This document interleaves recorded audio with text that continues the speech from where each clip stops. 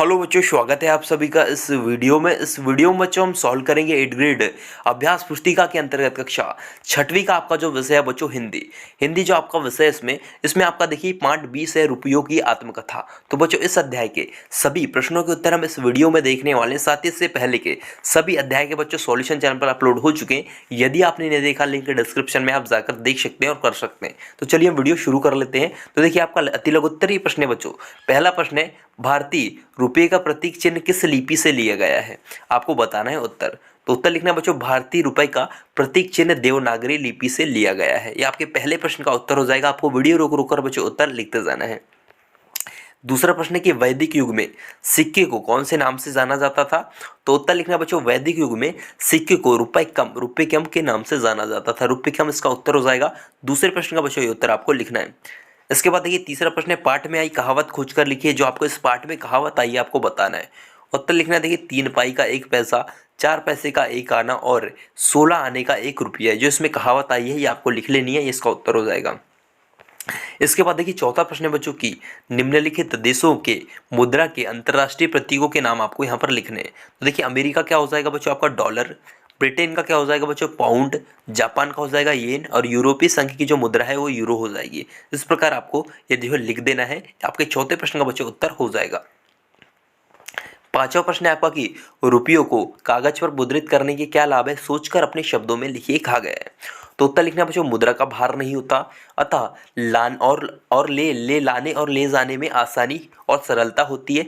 चोरी और लूट का अंदेशा जो है कम हो गया है। ये जो रुपये को कागज पर मुद्रित करने के लाभ है, आपको पांचवें प्रश्न का बच्चों ये उत्तर लिख देना है। इसका आपका सही उत्तर हो जाएगा। इसके बाद देखिए छठवां प्रश्न है कि जब रुपया प्रचलन में नहीं था तब लेन देन किस प्रकार होता था, सोचकर लिखिए।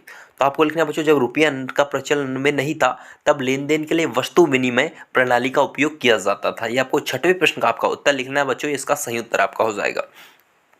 इसके बाद देखिए आपका सातवां प्रश्न है कि पाठ के आधार पर रुपये का इतिहास अपने शब्दों में लिखिए। रुपये का इतिहास आपको यहाँ पर लिखना है। उत्तर लिखना बच्चों, रुपया शब्द का प्रयोग सर्वप्रथम शेरशाह सूरी ने भारत में अपने शासन के दौरान किया था। शेरशाह सूरी ने अपने शासनकाल में जो रुपया चलाया वह एक चांदी का सिक्का था जिसका भार 155 ग्रेन मतलब 11.53 ग्राम के लगभग था। उसने तांबे का सिक्का जिसे दाम तथा सोने का सिक्का जिसे मोहर कहा जाता है को भी चलाया था। इस प्रकार आपको रुपये का बच्चों इतिहास लिख लेना है। ये आपके सातवें प्रश्न का जो उत्तर आपका हो जाएगा, ये आपको लिखना है।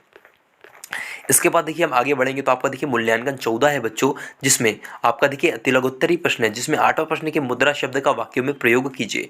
आपको वाक्य में जो प्रयोग करना है मुद्रा शब्द का। उत्तर लिखना है बच्चों, भारत की राष्ट्रीय मुद्रा रुपया है। ये आपके 8वें प्रश्न का आपका उत्तर हो जाएगा। इसके बाद देखिए आपका आगे है लघुत्तरीय प्रश्न है आपको बच्चों नौवा, उन कार्यों का वर्णन कीजिए जिनके करने से भारतीय मुद्रा का अपमान होता है। भारतीय मुद्रा का अपमान कैसे होता है आपको बताना है।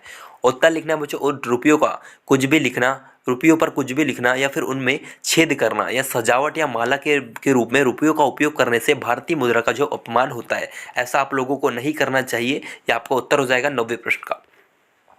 इसके बाद देखिए दीर्घोत्तरीय प्रश्न है बच्चों, रुपयों का प्रयोग आप किन किन कार्यों व स्थानों पर करते हैं, सूची आपको बनाना है। आप रुपयों का उपयोग कहाँ कहाँ करते हैं बताना है आपको यहाँ पर 10वें प्रश्न में। उत्तर लिखना बच्चों, रुपयों का उपयोग अपने दैनिक जीवन में विभिन्न कार्य हेतु करते हैं। हम किसी दुकान से सामान खरीदने, कुछ चीज़ें खाने, किसी दूसरे गाँव या फिर शहर जाने, गाड़ियों में पेट्रोल डलवाने, कॉपियाँ खरीदने आदि कार्यों में जो रुपयों का उपयोग करते हैं। ये आपको बच्चों 10वें प्रश्न का जो उत्तर लिखना है, इसका आपका राइट आंसर हो जाएगा। तो वीडियो रोकिए और पूरा उत्तर आप लिख लीजिए। इसके आगे हम बढ़ेंगे तो देखिए आपका अगला अध्याय बच्चों मेरी माँ, पार्ट 21 से आपका मेरी माँ। इस अध्याय के सभी प्रश्नों के उत्तर हम नेक्स्ट वीडियो में देखेंगे।